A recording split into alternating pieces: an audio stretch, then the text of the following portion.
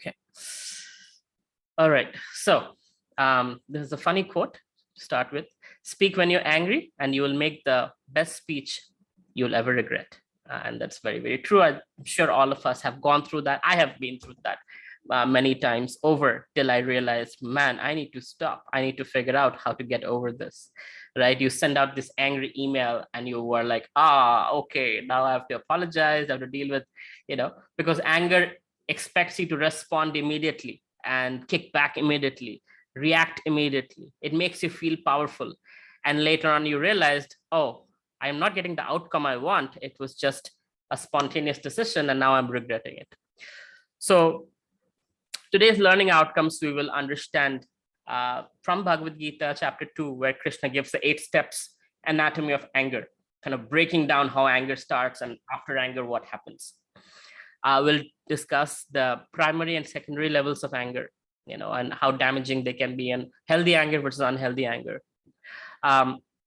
Emotional damage control, post anger explosion. You've exploded, now what? You have your own emotional damage and other people's, how to deal with that.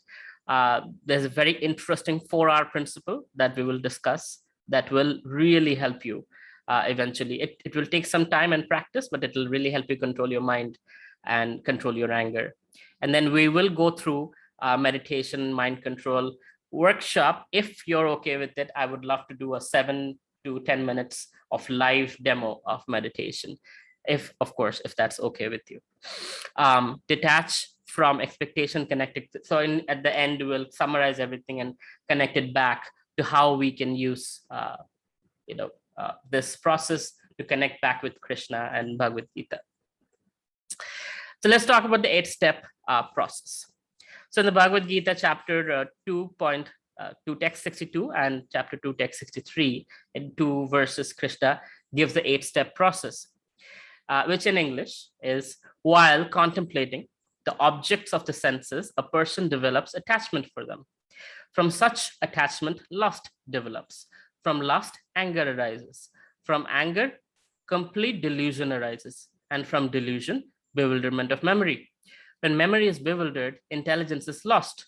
And when intelligence is lost, one falls again into the material pool. So let's break this down. So while contemplating on the object of senses, what does that mean? We have 5 senses, and our 5 senses have sense objects. Things we like to see, things we like to hear, things we like to touch, taste, smell, etc. Now, the intention is, whenever there is a sense object coming in contact with our senses, we hear something, we want to hear pleasant things, somebody to glorify us. We want to see something, we want to see something beautiful. We want to smell something, we want good smell. Otherwise, what does that smell, right? So the intention always for us is that it should be pleasant to us. But unfortunately, the reality is often different. Almost 50% of the times, it's not, or sometimes 90% of the times, it is not what we expect. And sometimes it is what we expect, and we find happiness. Other times we don't find happiness. So Krishna is saying in the Bhagavad Gita that while contemplating on the object of senses, so contemplating means you're thinking, wouldn't it be nice if I got this and that? So for example, there was somebody who baked a cake, and everybody was anticipating like, oh, this cake is going to be amazing. And so the cake came out of the oven and it was offered to Krishna, and people were, eating the Mahaprasad cake. And suddenly they realized the taste isn't coming. It turns out the baker forgot to put sugar in the cake. So people were eating cake from different sides, different pieces of cake. They tried to get that taste, but it was not there, because they were contemplating that, oh, the cake would be sweet and it's going to be delicious. It's going to have these layers, whatever. And then the taste is not coming. It's like, I expected this to be this, but it turns out to be that, right? So while contemplating on the objects of senses, what happens? Attachment develops, right? The person develops attachment for those things. So it's like, oh, it would be wonderful, and then I'll be able to do blah, blah, blah. So it happens when we have infatuation of someone, we are falling in love, as they call it, right? Falling in love. So there's attachment that develops. Oh, it would be wonderful if he or she or whatever does this and that, and we have all these expectations. This person of our life would have to be this way and that way. And from that, lust develops. Lust, according to Bhagavad Gita, kama, is not the exact lust that we know. It's all about sex. Lust in this case is intense attachment for enjoyment, right? That is the lust as used in the context of Bhagavad Gita. The loose translation from the word kama krodha vidya. So kama is lust. So from attachment, lust develops. From lust, what happens? If the lust is unmet, if one is not satisfied, then anger arises. That I want this, I'm thinking for the longest time, I would like this. But then suddenly, it doesn't work out the way I expected. And I'd like to share this story. Those of you know me know the story. So there was this lady who used to come to a temple and pray every day that, please God, make sure my son gets all A's in all subjects. And after the results came out, this lady came to Krishna and she was very angry. She's like, how could you do this to me? How could you do this to me? And she was very angry. So the priest came to her and said, Mataji, what's wrong? Why are you so angry? She's like, I prayed to Krishna for so many weeks that, my dear Krishna, please make sure my son gets all A's. And after the results came out, I found out my son got 9 A's and 1 B. How could Krishna do this to me? So now, as funny as that might be, that is some people's unmet expectations, right? So they're like, I want things to happen my way, and that's what's going to make me happy, or else I won't be happy. So we're defining how we find happiness. And when that expectation is not met, so lust means in this case, she was very attached to her son getting all A's, right? All perfect scores practically, which doesn't happen in reality and most of the time. So she had unmet expectations. She was angry with God and she was blaming God. And that's what happens. So let's go back to the slide. So anger arises, right? So she was angry. But what happens after anger arises? Krishna is saying that from anger, complete delusion. That means you forget who you are, who you're dealing with. We do that, right? We say terrible things to people we love. So from anger, complete delusion arises. From delusion, bewilderment of memory. We forget where we are, who we are, who's watching us, what's the outcome of what we are about to do, and when memory is bewildered, intelligence is lost. We are not discriminating anymore. Intelligence means discerning. Yes, I want to do this, but this is not the right time for it. Yes, I want to do that, but this is not the right place for it. But intelligence takes a backseat. Intelligence is gone. It's like you're driving a car without brakes. You're going full on. What's going to happen? Collision. So intelligence is lost and one falls down again into the material pool. Now let's go through this little step by step. So you're contemplating on the objects of senses. You're making decisions. Now you have expectations, right? And suddenly expectations not met, you got anger. So you're thinking, feeling, willing, and guess what? If you are attached to your expectations, almost guaranteed you would be hurt or upset or angry, because in this material world, things don't work according to our plans because we are not God. In fact, part of being adult is accepting the fact that, you know what, things are not going to go as planned, and I have to just accept it. A child, I want that balloon, I want it now, and if I don't get it, I'm going to cry, I'm going to yell, I'm going to go nuts, right? That's a child.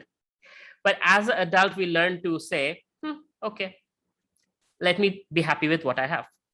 You know what? I couldn't get it, fine. Let me try another way. But we don't throw a tantrum. That doesn't mean we are quitters. That's not what I'm saying.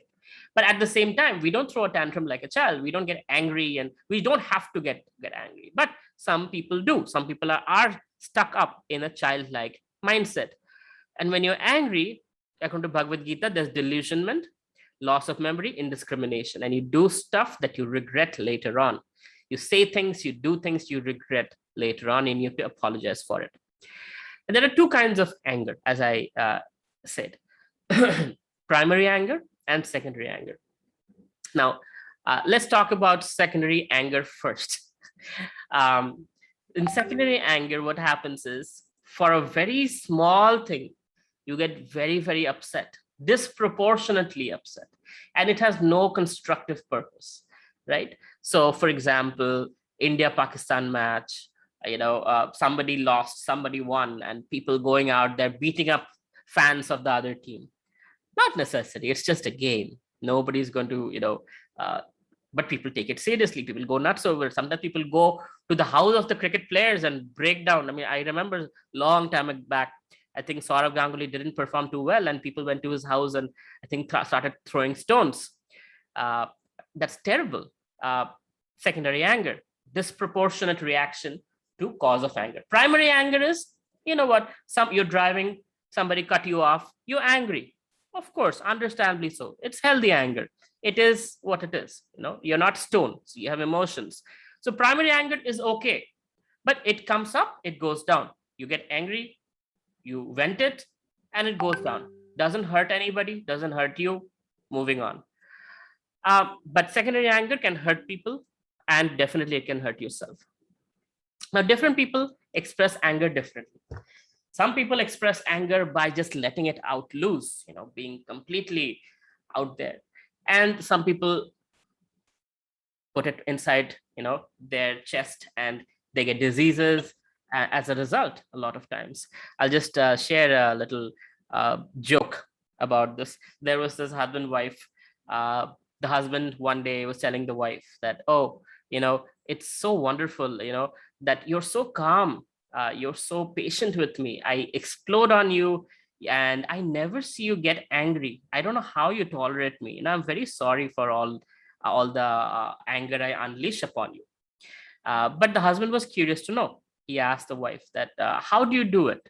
How do you stay so calm? She says, every time you get angry and you explode on me, I go to the bathroom and I start cleaning the bathroom. And that calms me down. And he said, just that? Cleaning the bathroom calms you down? Like you don't have to do anything else? You just clean the bathroom and you don't feel angry towards me? She's like, yes, I clean it with your toothbrush. So now she's not the type who shouts. He's the one who shouts and explodes. She's the one who's like pent up anger inside and it comes out in some other way. She takes his toothbrush and cleans the toilet. So different people express anger differently. So there's a funny quote from a movie actually, which says, anger is like a child. You don't want to let it drive the car, and you certainly don't want to stuff it in the trunk either, right? Just like a child, just because it's shouting and yelling, and you don't want to stuff the child in the trunk. So you don't want to just stuff it in your chest, the anger. You also don't want the anger to drive the car. That means drive your life, where you will make stupid decisions and eventually you'll regret it, right? So there are different forms of anger. Now let's talk about transcendental anger, or some transcendental examples of anger. Here is Hanuman. Hanuman used his anger, when his tail was set on fire, he used that anger to serve Lord Ramachandra. He burned down the entire city of Lanka. It was like a gold city, they say, and there's like gold, molten gold pouring out because the whole city was on fire, lit up by Hanuman's tail that Ravan's army put on fire. So he used anger in service to God. So here on the right side, you see Arjun is fighting the war. It was not like he was fighting the war like, okay, it's my duty to do it, so let me do it in the spiritual way. He was fighting with full-on vengeance, right? With full anger and enthusiasm, like, I'm going to kill you, right? That was a Dharma Yuddha. After understanding the Bhagavad Gita with proper knowledge, doing the right thing, right, to establish Dharma and to destroy those who are destroyers of Dharma, Arjun was fighting, right? So there is anger. Anger has its place. It's not like anger, we shouldn't have anger. Anger has its place, but to control anger and to utilize anger is different than getting used by anger. Most of the time, we don't have control over anger, right? Anger actually consumes us and we do things without having control over it. It's not okay to get angry over a child. It's not okay to get angry over other people just because I have problems in my life. But it is okay to use anger in a productive way. Like if you work out in the gym, you got angry and you go to the gym and you work out, right? Sure, that's a great positive way to let out the steam. Some people go boxing. By the way, there's something I also want to point out in these pictures. You see Hanuman on the left, and it's very interesting in Bhagavad Gita. So in the battle of Kurukshetra, the chariot that Arjuna and Krishna are in, the flag, if you see, Hanuman is there on the flag also. There is a connection. So Hanuman was actually present in the fight, and his role was, believe it or not, he was scaring the hearts of the enemies by making really, really strong noises. But that's out of context. That's not part of this, but I just thought of mentioning to you because the flag is visible in the slide. Anyway, emotional damage control post anger explosion. So you are angry and you've, gotten upset, and you maybe said or texted something that is not so nice. So what do you do now? Before what you do, let's talk about how this happens. Like, what's the reason for anger? So expression of anger, when somebody is angry, when you see them, understand that it's coming from somewhere else. It's coming from pain or sorrow. A lot of times, pain or sorrow comes up as anger, as expression. Some people cry, some people just yell and shout. It's just like a child when they go through pain, they don't know what to do, so they cry. If they're hungry, they cry. If they're don't know how to express it, they know how to cry. So similarly, in most of us, when we don't know how to deal with pain or sorrow, it comes out as anger. We're in a bad mood. You will see when you're hungry, we are in angry mood, right? Somebody says something, which in other cases we wouldn't react harshly. But when we're hungry, we go all out, right? But in most normal cases, anger comes out of pain or sorrow, which is coming from a lack of love in somebody's life. Generally speaking, if there is the relationship that give us strength, the relationship with our parents, the relationship with our spouses, the relationship with our siblings, right? So relationships up there, equal to us, or down there with the children. So anywhere where we are feeling lack of love, that's what leads to pain. That's what leads to anger, right? There's a void in the heart. And that, according to our Vedic scriptures, that void is Krishna shaped. It is, if you go deep into it, it is actually the disconnect with God that leads to us being lost, confused in this material world. So unless we connect with Krishna, that cannot be healed. That heart, that hollowness in the heart cannot be healed. So that's very important to understand. And that's why we're talking about the Bhagavad Gita solution to anger. Because yes, you can go to anger therapy and you can go to all kinds of things, and you can pretend to not get angry. You can have control over the behavior, but internally you'll still feel anger. But internally, spiritually, if you heal yourself, that means you connect with Krishna. To connect means yoga, bhakti yoga, karma yoga, jnana yoga, ashtanga yoga, right? So different ways of connecting with God. When you connect, that's when you're fully satisfied. And when you're fully satisfied, you can actually have control over yourself. Anger doesn't control you. You don't have the void in the heart anymore. You're fully satisfied, and you can use anger if required or not. You can use angry, you can become angry or not, right? Because you're fully satisfied, you're fully satiated, you are balanced. When you're imbalanced, that's when you scream, there's a problem. I have to express it. Sorrow, cry, anger, etc. But when you're connected, you're happy. When you're happy, you don't have to express anger or anything of those emotions in a negative way, but you can use them positively. So let's understand this a little bit more. What does it mean? So Krishna is saying in the Bhagavad Gita, chapter 15, text 7, that Mamaivamsa jiva loke jiva bhuta sanatana manashashtani indriyani prakritisthani karshati. The living entity in this conditioned world means material world, are my eternal fragmental parts. So we are little sparks of God. We're divine. We are sparks of God, the soul, the Atma, who we are. This body is going to die. This body is born, it grows old, it dies. But we, the sense of I am still I, whether 50 years old or 5 years old or 100 years old, I'm still I. That is the soul, that's the Atma, and that is a spark of God. We are a spiritual spark of God. Krishna is saying eternal fragmental parts. Due to conditioned life, they are struggling very hard with the six senses, which include the mind. So we are struggling, manaha shashtani indriyani. So mind and the five senses. So Krishna is saying six senses. So according to Bhagavad Gita, mind is also part of the senses because the five senses get compiled in the mind and we get the sense of pleasure or pain, right? So because of the input from the five senses, how we are processing that, either we are happy or we are sad. So due to conditioned life, they are struggling very hard with the six senses, which include the mind. But when you turn on the light, darkness goes away. You don't have to say darkness go away. You turn off the light, darkness creeps in. So Krishna is like light and Maya is like darkness. So when you invite Krishna into your life, darkness shall automatically leave.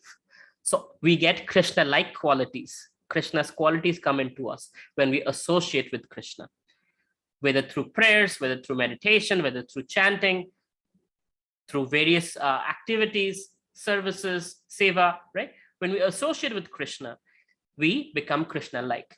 And when Krishna's qualities come in, anger, lust, greed, illusion, pride, all these things are replaced with positive qualities, right? But then we're not there yet. And when we get angry, what do? And it's like holding on to hot coal. You're the one getting burnt.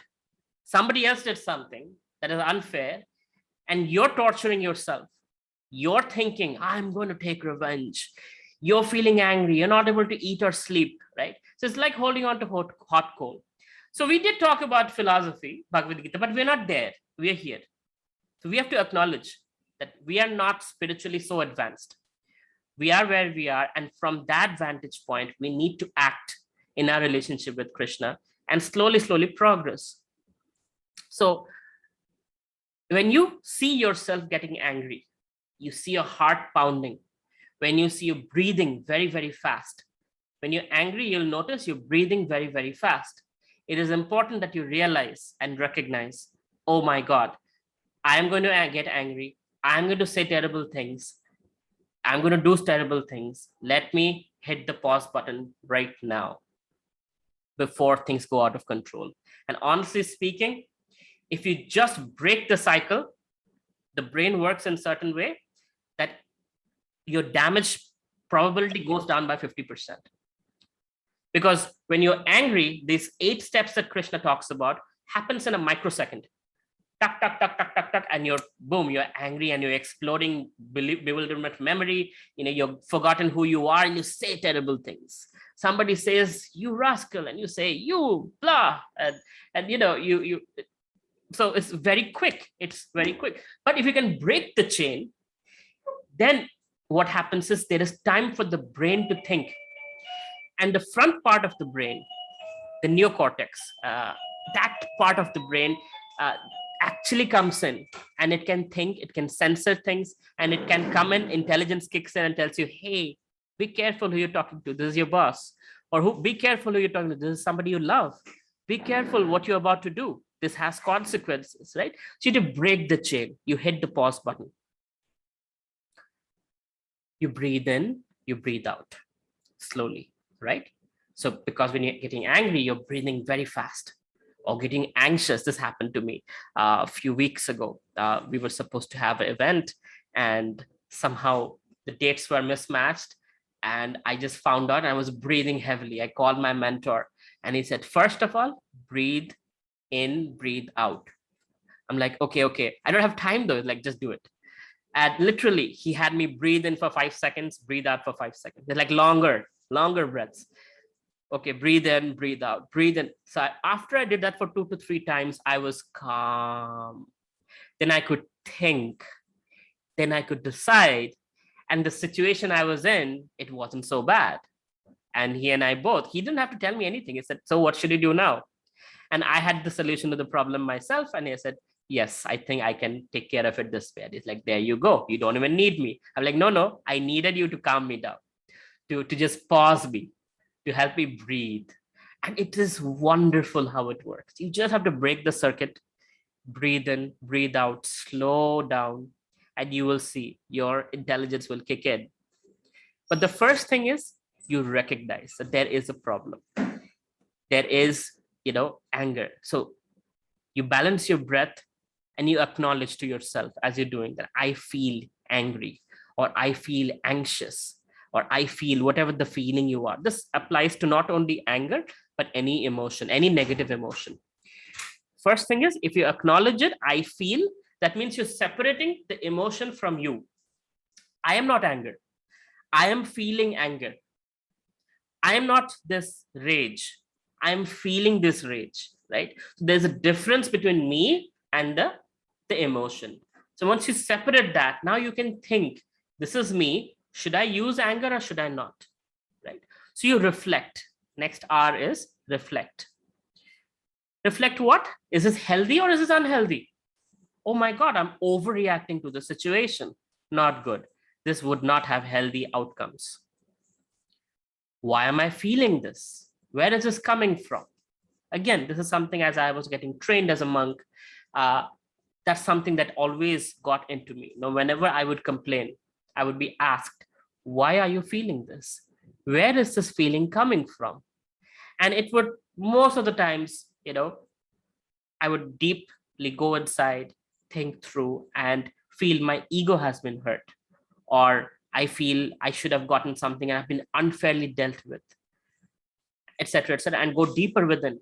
What is fair? What is unfair? Oh, I did something, I had expectation.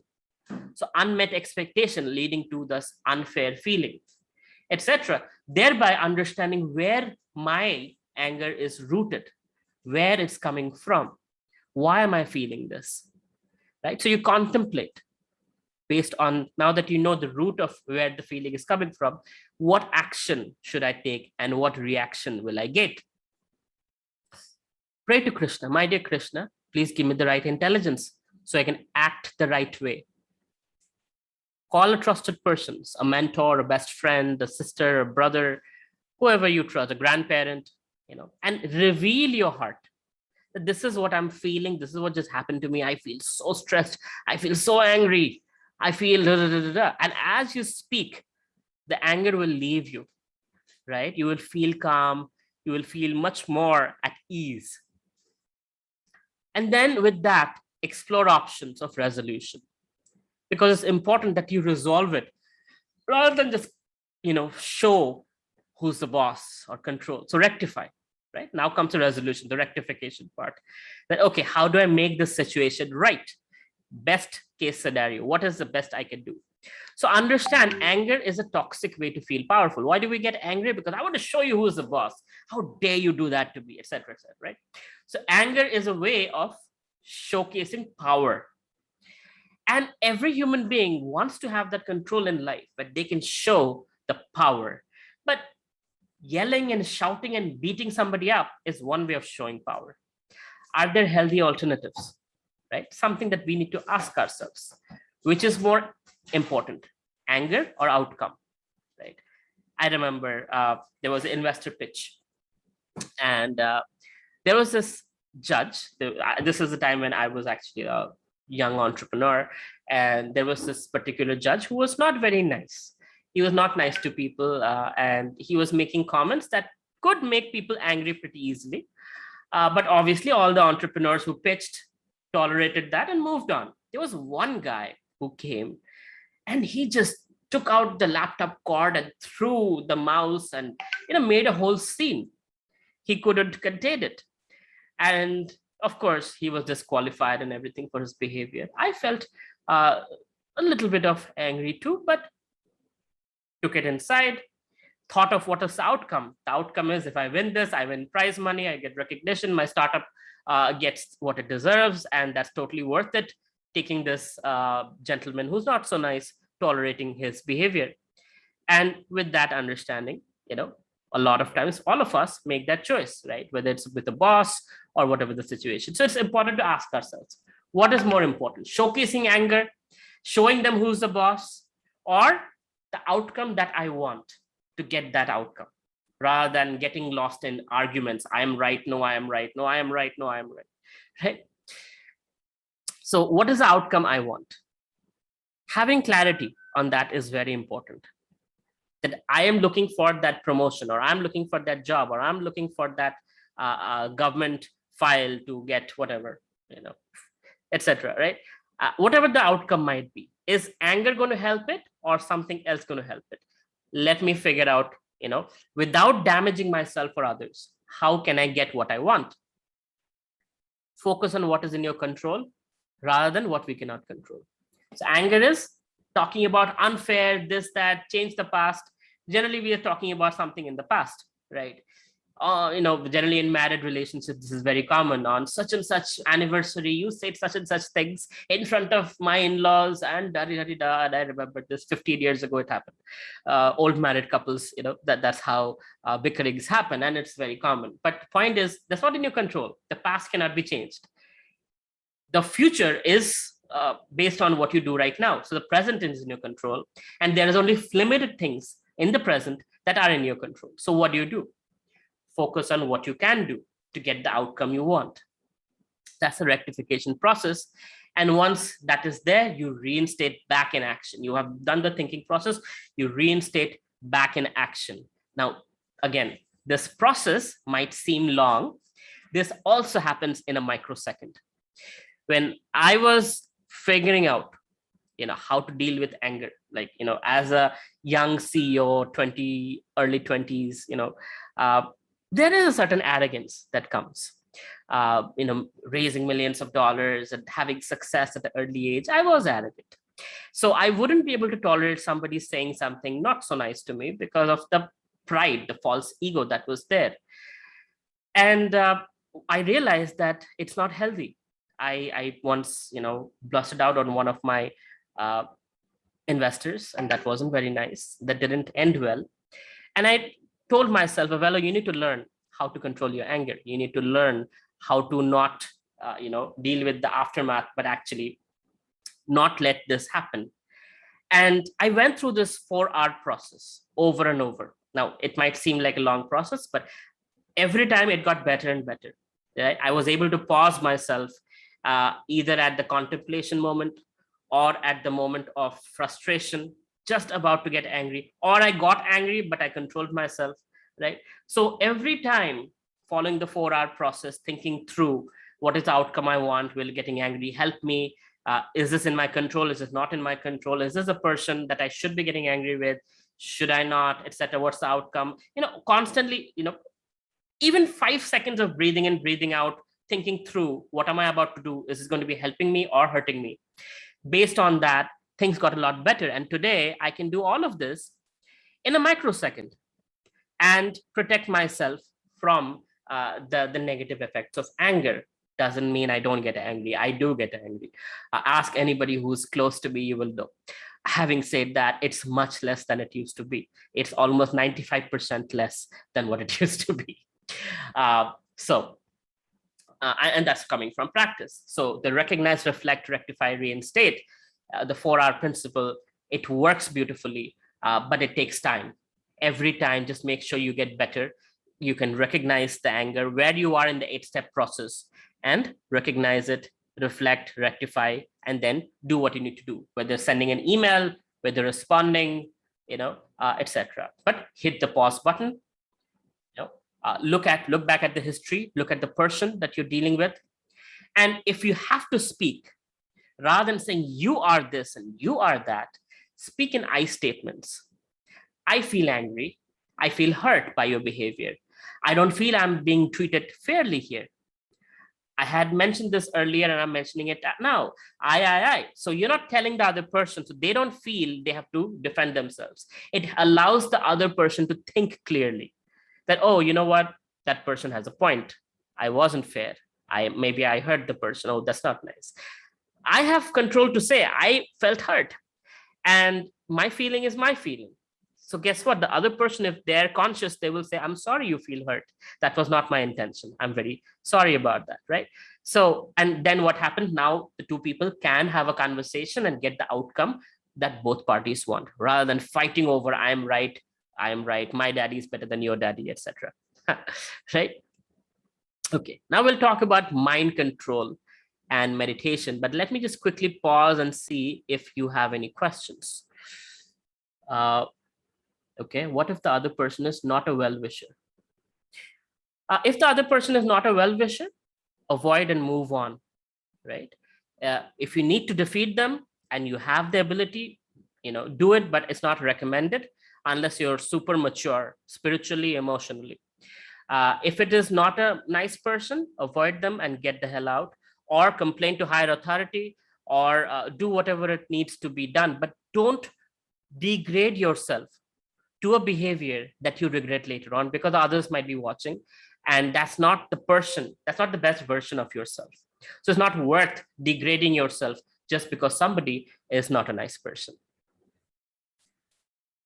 What if someone takes all the credit for my work? It's frustrating, right? So next time, make sure you do enough to make sure that your credit for your work is well known. Let's say a boss is taking credit for your work. So do it in such a way, send out an email thanking everyone for all the wonderful things that you did subtly. Learn the art of promoting yourself without promoting yourself, right? And that's corporate politics. That's something you need to learn. This is not the topic today, but I'm happy to talk to you one-on-one and understand better what it is, so that what is your credit comes to you. And it's important, even as a spiritual person, it's important that make sure that the credit is due where it's due, and the person who deserves it gets it. For example, these things you see in the background, they help a lot. For the longest time, I would put them in a box and not do anything with them because I felt there's ego. But what I see here is people value what you say more when they see the credit, and that has its place. So it's important that people value you so that you can give your 100%. You can get the opportunities to contribute the most. So it is absolutely important and worthwhile. I need to learn how to do that without showing off. Okay. Anonymously, messages come. What if the other person is well-wisher as a family member and continues the same behavior all the time? And you're having to live with them. That's tough one. So in that case, you have to develop a bulletproof jacket. Here is the deal. When there is a family person, family member who is misbehaving and whatnot, generally what happens, we see them as mother, father, sibling. They're supposed to be blah. Bring them down to the human level. They are also humans. They have flaws, they have problems, they have gone through difficulties in their lives, and that's what they're representing here. So based on that, understand and acknowledge who they are, and don't expect them to be, whatever you're expecting them to be. The bulletproof jacket is sometimes if the person is toxic, but they're your very close relative, it's one way practice is to treat them as a child or as a mentally deranged person. That doesn't mean you treat them like, you're mad. No, that's not what I'm saying. But in your mind, you don't treat them as an adult, how you expect an adult to behave. It's like a child comes and says something or spits on your face or slaps you. You'll not slap the child back. You'll be like, hey, okay, it's a child. That's what it does, right? But so similarly, a toxic person who's behaving toxic in a toxic way, just acknowledge that this person is not normal, and this is who this person is. My relative, so I have to have my gratitude, but I want to also keep a safe emotional distance from this person. Physical distance might not be possible if you're in the same household, but you can maintain an emotional distance. That means you speak less to this person, you interact less, you share less, you whatever space that you can get, you maintain that space with that person, so you don't get hurt, you don't step on their toes, and they don't step on your toes. That's the best you can do. And if you have the opportunity, move out, go live somewhere else. Okay, another anonymous question is, whatever I do is considered as duty. But when someone else does so, that's favor. How do we resolve this? Who is considering it as duty? Whatever I do is considered duty. See, duty as a word comes from higher authority, like paying taxes is a duty. Why? Because it's coming from the government. Or taking care of your parents is your duty, coming from scriptures, right? Duty is something assigned by higher authority. We cannot assign our own duties to ourselves. So the word duty is very misused in India, and I want you to be careful of that. So I don't know if you mean like you're talking about yourself as duty, or you're talking about Bhagavad Gita duty, or your husband is considering whatever you do is duty and whatever other people do is favor. Now, it can be seeming like that. Like when a mother does something for the child, it's like, it's your duty. You're supposed to take care of me. But when somebody else takes care of the child, it's like, oh my God, so kind of you to do that. You don't have to, but you're doing it anyway. Yeah. And that's because we lack gratitude. The attitude of gratitude lacks in our culture. Daughter-in-law, doing it is duty. Yeah, right. So what you need to do is, it will take some time, but you express the attitude of gratitude, right? By doing it for others. So for example, if your mother-in-law does something for you, which is her duty, you say, thank you anyway. I really appreciate it, you know. And she'll be like, it's my duty. I'm doing it because I'm supposed to. I'm the mother-in-law. Like, yes, but I still want to acknowledge. So what you're doing is you're setting an example. And initially you won't see any reaction. But eventually, as you go through and you keep acknowledging and appreciating and showing gratitude to your husband, to your mother-in-law, to whoever else, people will slowly appreciate that behavior, and they will also become somewhat like that, right? This doesn't always happen, but most of the times this does have an impact, at least to reduce that sense of it's your duty, that entitlement nature, versus, you know what, even if it is your duty, I want to acknowledge and thank you for it, because you are like that. So whatever you give out is what you get back, right? Whatever appreciation you give out, you get back. So as you keep consistently appreciating others for they doing their job, or they doing their duty, even the maid servant doing her job, you will see behavior around you will change because of your example.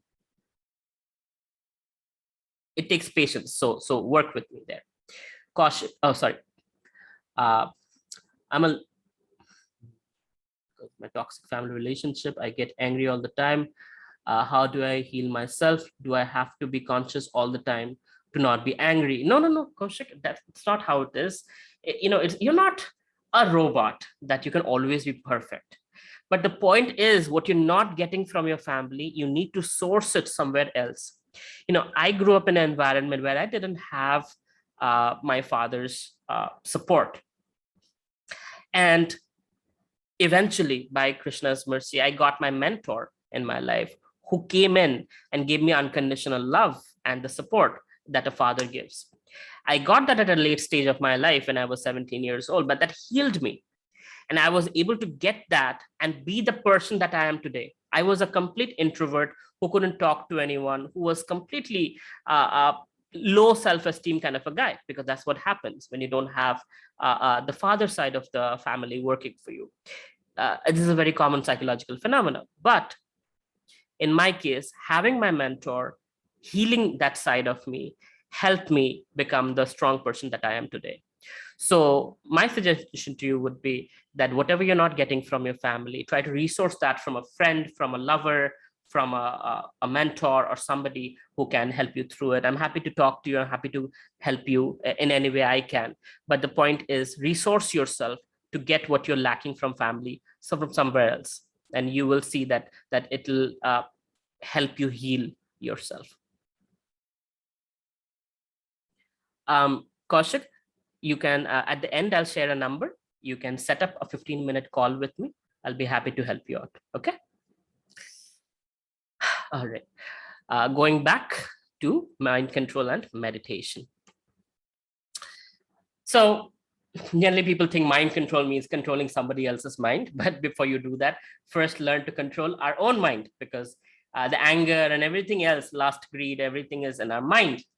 And just like you need a joystick to control a video game, or brakes or steering wheel to control the car. So similarly, you need certain control mechanisms in your life to go to the destination that you want to go to. We all have our goals and destinations that we are heading towards. And that requires us to control the mind, the intelligence, the body, the senses, and direct it in the direction we want to go to. And meditation is a great tool for it. Let's go a little more into this understanding. The human body, according to Bhagavad Gita, is made up of earth, water, air, fire, and ether. As you see, from gross to subtle, right? Earth, as in all the elements, carbon, magnesium, potassium, and all that. Water, 70% of the body is water. Air, we're breathing in, breathing out. According to Ayurveda, there are 5 kinds of air in the body. Don't ask me. That's a different chapter altogether. Fire, there is heat in the body, right? Ether, the intermolecular space, vacuoles, and whatnot. So there are these 5 elements that make up the material body. Then there is a subtle body made up of man, buddhi, and ahankar. Mind, intelligence, and false ego, right? So we'll not talk about the intelligence, ego so much, but I'll just touch on them. So mind is where all these thoughts and repository and things like that are. Intelligence is that which helps us, based on prior experience, discern, should I listen to the mind? Should I not listen to the mind? Should I decide to do this or decide to do that, based on knowledge and experience? And false ego is a sense of false. Why? Because wrong sense of identity. I'm a man, I'm a woman, I'm a handsome person, I'm an ugly person, I'm a tall, short, whatever. Rich, poor, whatever, you want to give is false ego. Real ego is I'm a soul, spiritual being, part and parcel of God.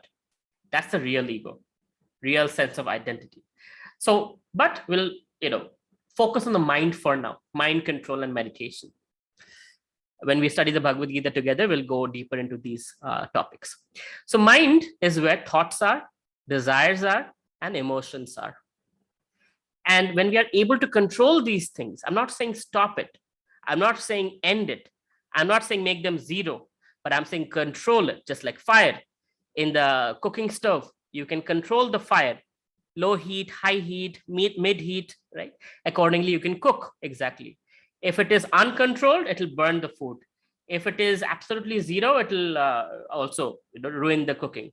So you should be able to control the heat to cook right. Similarly, you should be able to control the mind so you can go to your destination that you want to go to. So Krishna is saying in the Bhagavad Gita, chapter 6, text 6, for him who has conquered the mind is the best of friends. But for one who has failed to do so, his mind will remain the greatest enemy, right? So if you can conquer your mind, it's the best friend. But unconquered mind is your worst enemy. And guess what? For 99% of us, our mind is not conquered, and your worst enemy sitting is inside you. The worst enemy is inside you. So how do you get help? That's why we need mentors, gurus, etc. Because we always cannot help ourselves, because the worst enemy is telling us things that are not favorable to us. Somebody else who is not infected by that mind can tell us, you know what, this is how you should, or this is fair, or this is not fair, or this is how you can, these are the choices you have, etc. Guides us, not tell us what to do, but guide us with the options at least that we have in our life. So that requires the emotional cleansing, cleaning the mind from stress, anxiety, lust, greed, envy, and all that. And in the spiritual context, mantra is something that does that. Just like we take a shower for the body, water cleans the body. And today we use alcohol to sanitize our hands. So similarly for the mind, it is the mantra. Manaha trayate iti mantra. So manaha trayate, release the mind or free the mind. Mantra's role is to free the mind. So thereby cleaning the mind. Just like when you sleep, your brain fluids, it cleanses itself. Only when you sleep, the brain is able to clean off all the toxins. Similarly, the mind is able to clean itself when you chant mantras. Krite Dhayato Vishnu. In Satya Yoga, the process was meditation on Vishnu. Treta Yajato Makhay. In Treta Yuga, it was fire sacrifice, Ashwamedha Yagyas and things like that. Dwapare Parichayanam. Dwapar Yuga, it was temple worship. Kalautad Hari Sankirtanat. So in Kali Yuga, it is Harinam, name of Lord Hari, in various forms. Like some places they chant the Vishnu Sahasranam. Some places they chant Allahu Akbar, God is great. In some places they chant Om Namah Shiva, etc., etc. Different ways people chant various names. So chanting of the name, or Hail Mary, Mother of God in Christianity, or in Buddhism, there are Om Mani Padme Om. So there are mantras being chanted in all religions and all different varieties of sects and segments.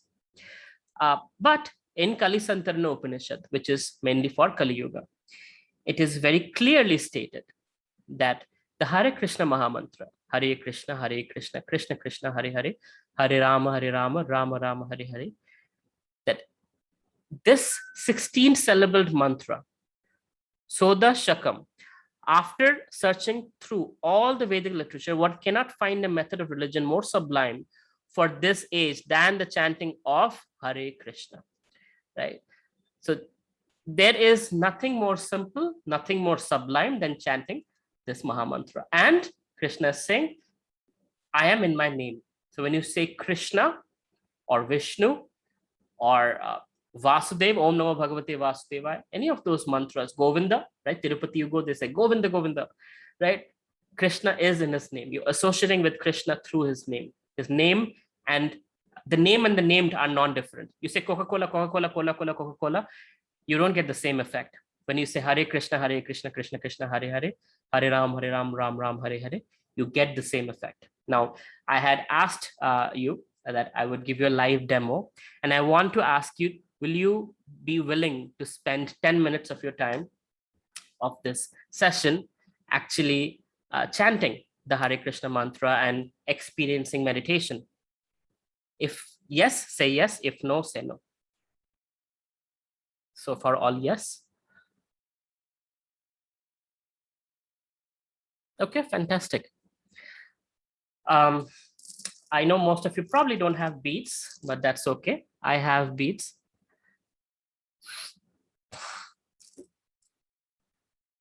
And I'll show you. So if you have beats, please use it.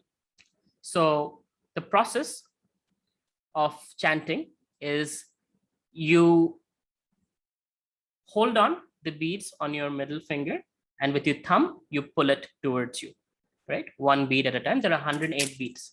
So we'll chant 108 times the Hare Krishna Mahamantra, okay?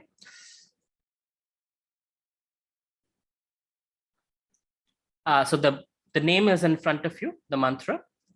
And as you chant, your mind will keep going in the future and keep running in the past. And it will get distracted by the sound around you. Your goal is to bring back the mind to the holy name. You keep bringing back the mind to the holy name, right? You don't think of anything. You only speak audibly the mantra. You hear the mantra. You speak the mantra. You chant the mantra. You hear the mantra. And that's it. That's your circuit. You know, you say it, you hear it. There is only the sound and nothing else.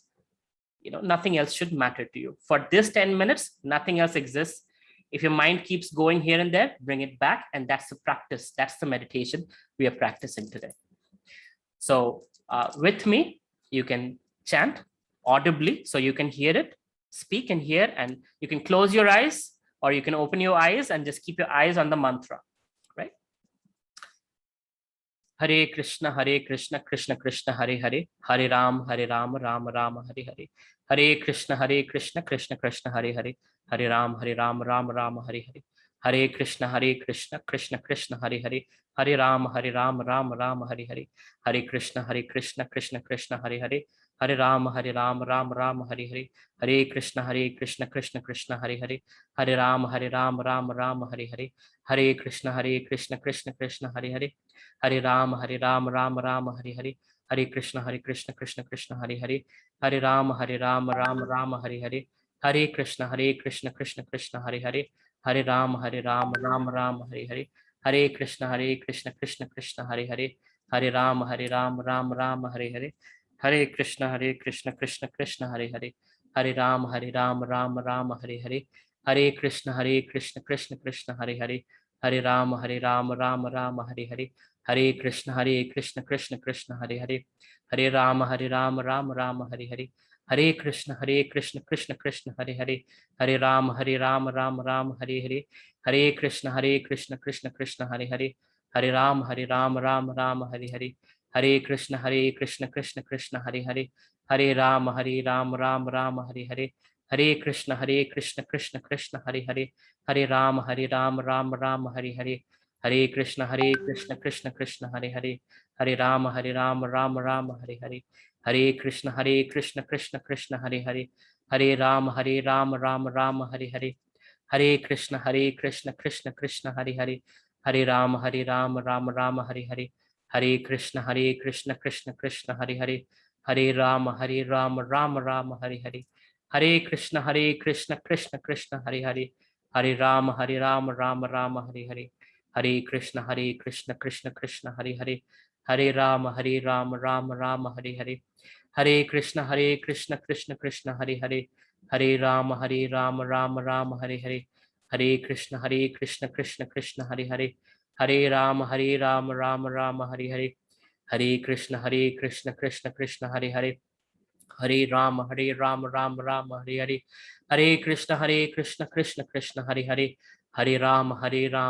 Ram Hare Hare, Hare Krishna Krishna Krishna Hare Hare, Hare Ram Ram Hare Hare, Hare Krishna Krishna Krishna Hare Hare, Hare Ram Ram Hare Hare, Hare Krishna Krishna Krishna Hare Hare, Hare Ram Ram Hare Hare, Hare Krishna Krishna Krishna Hare Hare, Hare Ram Ram Hare Hare, Hare Krishna Krishna Krishna Hare Hare, Hare Ram Ram Hare Hare, Hare Krishna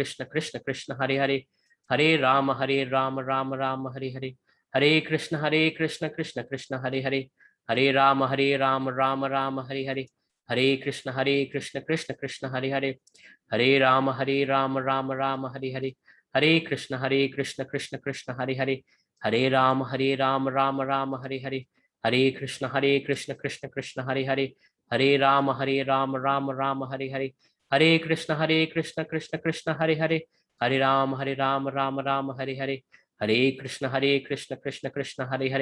Hare Ram Ram Hare Hare, Hare Krishna Krishna Krishna Hare Hare, Hare Ram Ram Hare Hare, Hare Krishna Krishna Krishna Hare Hare, Hare Ram Ram Hare Hare, Hare Krishna Krishna Krishna Hare Hare, Hare Ram Ram Hare Hare, Hare Krishna Krishna Krishna Hare Hare, Hare Ram Ram Hare Hare, Hare Krishna Krishna Krishna Hare Hare, Hare Ram Ram Hare Hare, Hare Krishna Krishna Krishna Hare Hare, Hare Ram Ram Hare Hare, Hare Krishna Krishna Krishna Hare Hare, Hare Ram Ram Hare Hare, Hare Krishna Krishna Krishna Hare Hare, Hare Ram Ram Hare Hare,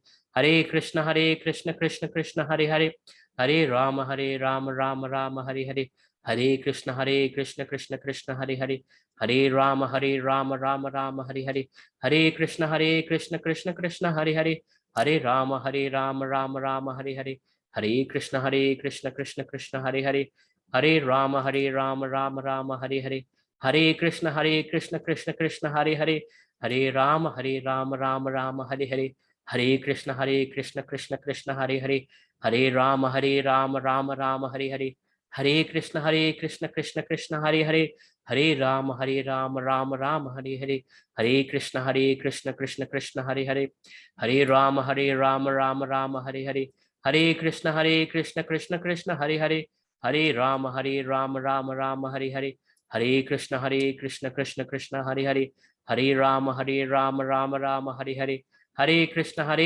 Krishna Krishna Hare Hare, Hare Rama Rama Hare Hare, Hare Krishna Krishna Krishna Hare Hare, Hare Rama Rama Hare Hare, Hare Krishna Krishna Krishna Hare Hare, Hare Rama Rama Hare Hare, Hare Krishna Krishna Krishna Hare Hare, Hare Rama Rama Hare Hare, Hare Krishna Krishna Krishna Hare Hare, Hare Rama Rama Hare Hare, Hare Krishna Krishna Krishna Hare Hare, Hare Rama Rama Hare Hare, Hare Krishna Krishna Krishna Hare Hare, Hare Rama Rama Hare Hare, Hare Krishna Krishna Krishna Hare Hare, Hare Rama Rama Hare Hare, Hare Krishna Krishna Krishna Hare Hare, Hare Rama Rama Hare Hare, Hare Krishna Krishna Krishna Hare Hare, Hare Rama Rama Hare Hare, Hare Krishna Krishna Krishna Hare Hare, Hare Rama Rama Hare Hare, Hare Krishna Krishna Krishna Hare Hare, Hare Rama Rama Hare Hare, Hare Krishna Krishna Krishna Hare Hare, Hare Rama Rama Hare Hare,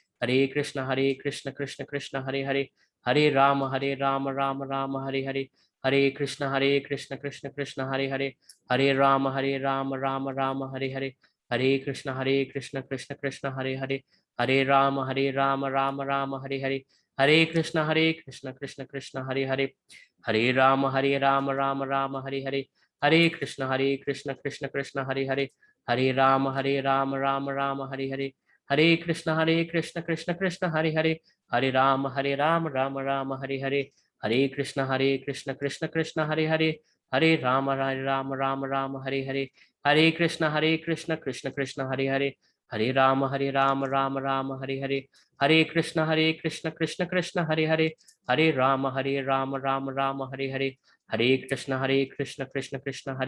Hare Rama Rama Hare Hare, Hare Krishna Krishna Krishna Hare Hare, Hare Rama Rama Hare Hare, Hare Krishna Krishna Krishna Hare Hare, Hare Rama Hare Hare,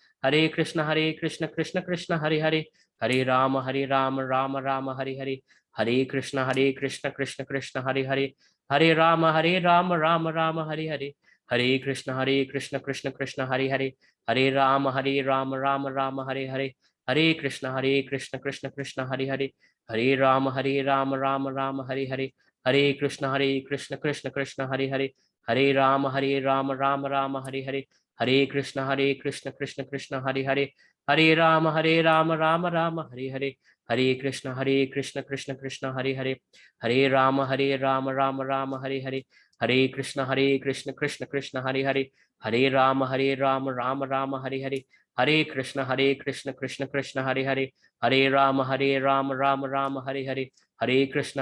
Krishna Krishna Hare Hare, Hare Rama Rama Hare Hare, Hare Krishna Krishna Krishna Hare Hare, Hare Rama Hare Hare, Hare Krishna Krishna Krishna Hare Hare, Hare Rama Rama Hare Hare, Hare Krishna Krishna Krishna Hare Hare, Hare Rama Hare Hare,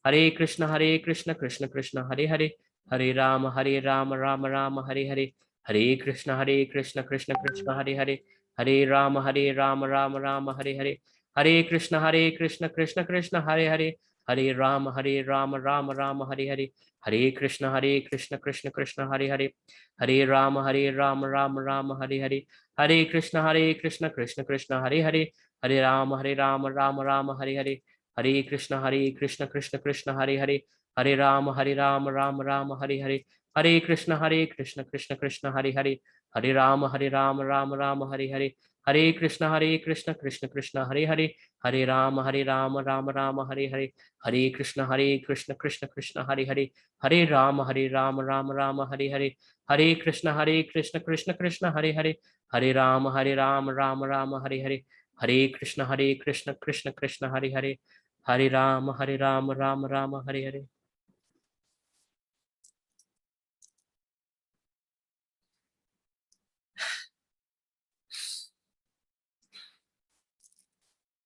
Slowly breathe in, breathe out. And in the chat section, you can share with me, how did you feel? What was it like to chant?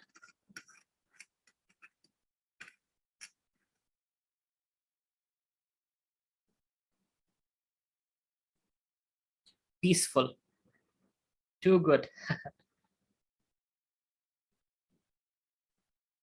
Happy. Very calming and soothing. Amazing. Relaxing and blissful. Connecting with God. Calming. Change to positive mood. Calm and mindful. Blessed and relaxed. It's very nice.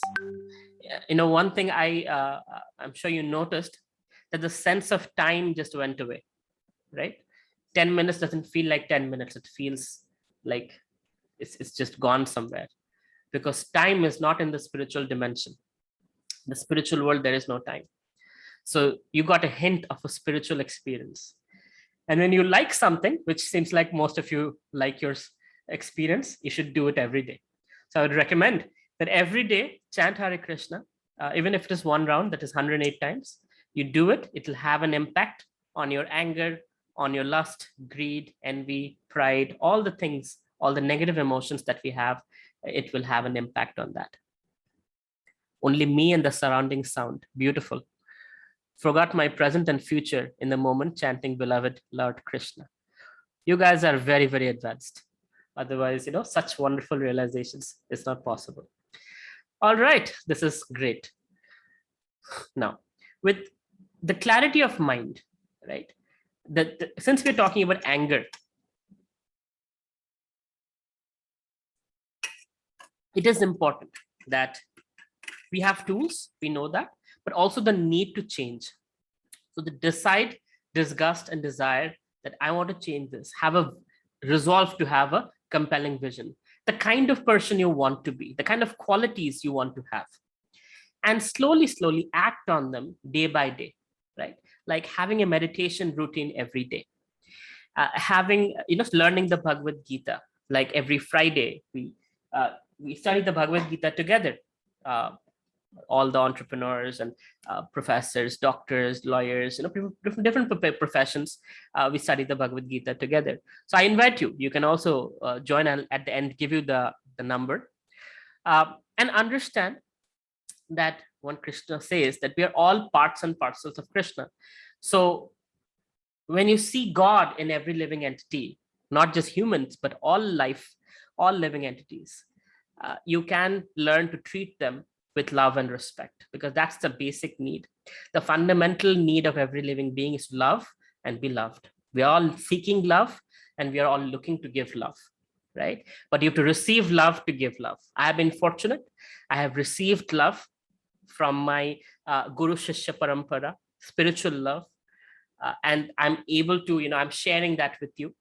And I hope that our relationships solidify, and we can grow in our relationship with each other, and slowly walk towards Krishna, with the understanding that ultimately our love, is coming from our Father, Krishna. Krishna is showering us love, literally, with the rain, with the sun, with loving, persons around us, whether it's parents or grandparents or friends or lovers or whatever, right? From all angles, Krishna is behind all the wonderful things happening in your life, right? So he is the ultimate seed-giving father. When we recognize this identity that my father is Krishna, right? Generally, we see these people, right? VIP families, like, "Pata hai mera dad kaun hai," right? Who my dad is. So in our case, who my dad is, Krishna. And with that belief system, our potential is unlimited. We take massive action, see results, and our belief grows that yes, Krishna is my father. Potential grows. We take bigger actions in life, not only to control our mind, ego, anger, and things like that, but also do wonderful things, contribute as wonderful citizens in the global community. And to have faith in Krishna, or to any person, we need to know how they are and how they operate. So like I said, I invite you to our Bhagavad Gita study every Friday at 7:30 p.m. on Zoom.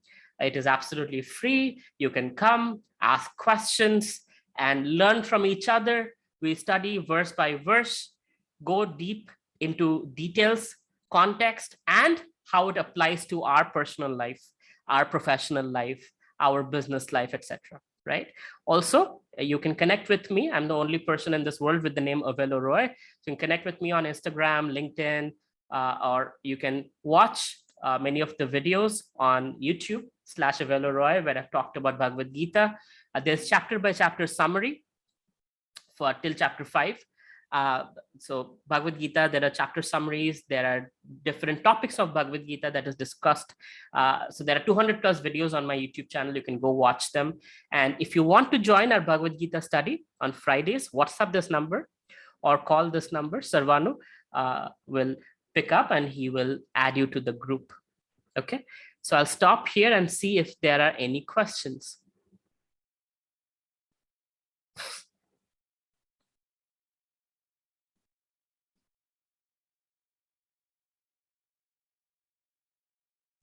Hare Krishna Prabhuji, how not to get affected by external things, because this is the main reason for my anger most of the times. So, okay, I'm not naming you, but the point is external things matter because there is something deeply wrong internally. Wrong in the sense something deeply not settled internally. When we are internally happy, so for example, if Ratan Tata, who we all know is wealthy, if he walks by and somebody says, aha, you don't have a good car, oh, you're so poor, he will laugh and walk away, right? But the person who is not doing financially very well, and if somebody tells them, oh, haha, look, your clothes are so ugly, oh, you cannot even afford to have blah, blah, blah, they will feel hurt because somewhere down there, it's true, right? They are unstable. The financial situation is not good. So they feel hurt when somebody says, when Ratan Tata is confident that, he's financially sound. So similarly, when external things affect us, when internally there is some doubt, some lack of clarity, something that's messed up. So it's important to address that that internal thing. And that's why it's important to have a mentor who can see that, help you, guide you to the journey inside. And in that journey inside, you can find out where the root of the problem is. Of course, the root of all things is the lack of connection with Krishna. But also emotionally, physically, there are certain things. One might have been abused as a child. One might have had issues with their siblings or parents or spouses, etc. And that might be leading to this. So point is, find the root and try to fix that. And also work on the spiritual aspect of working and connecting with Krishna through bhakti, through chanting, etc.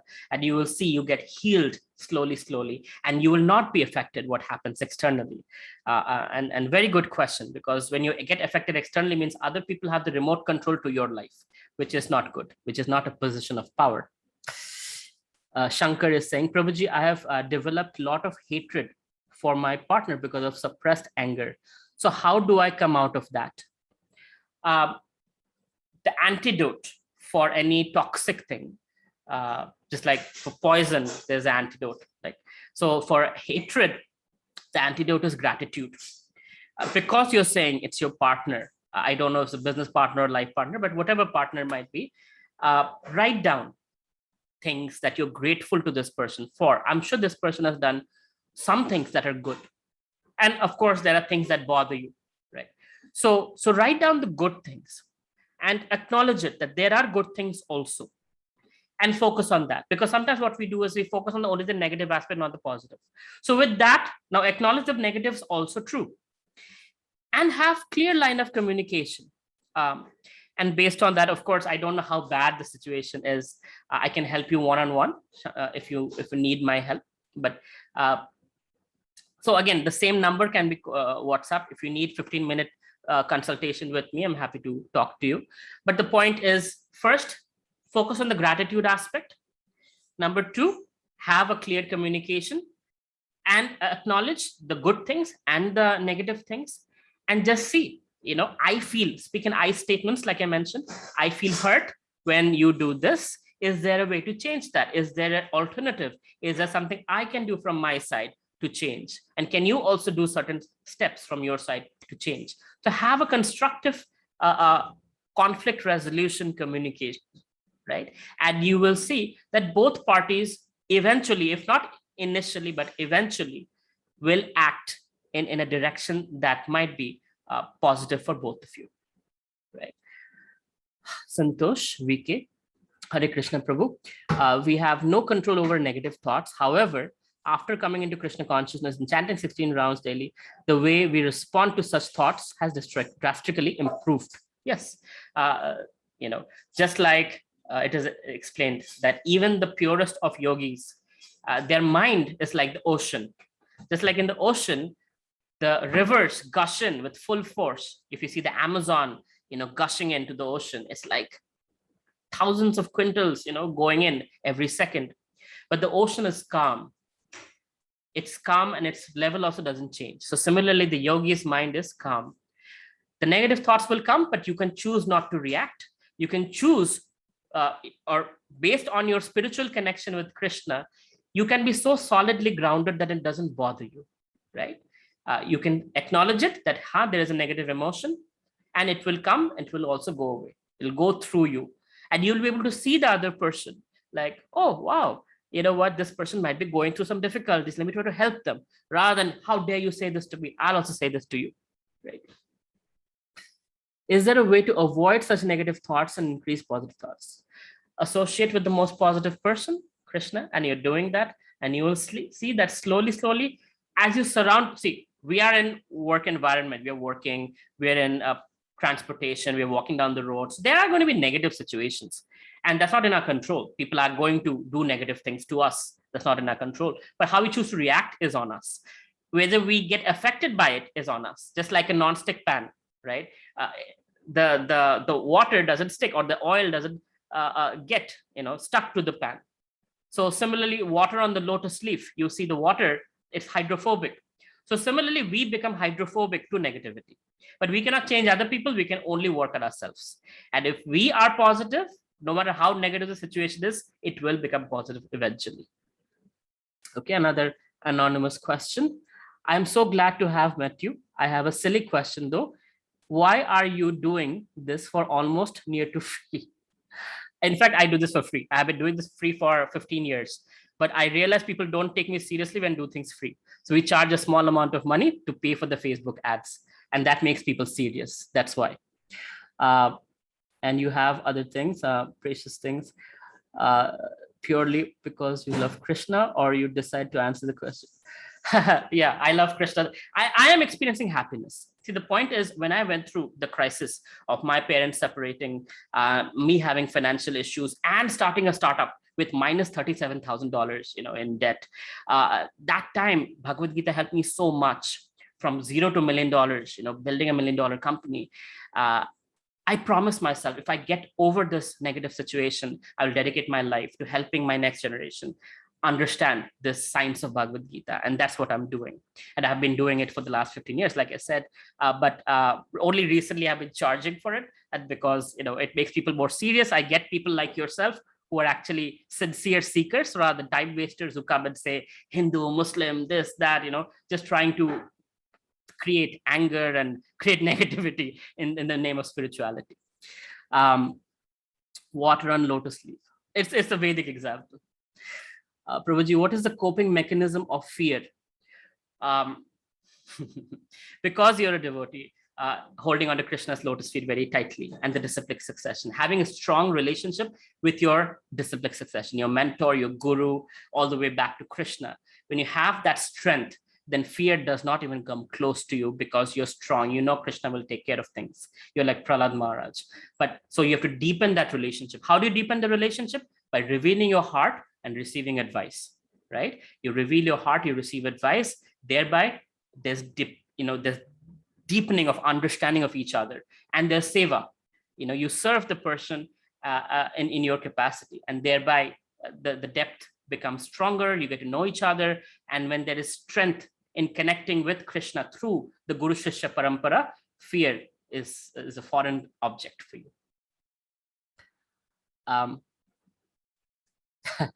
Good.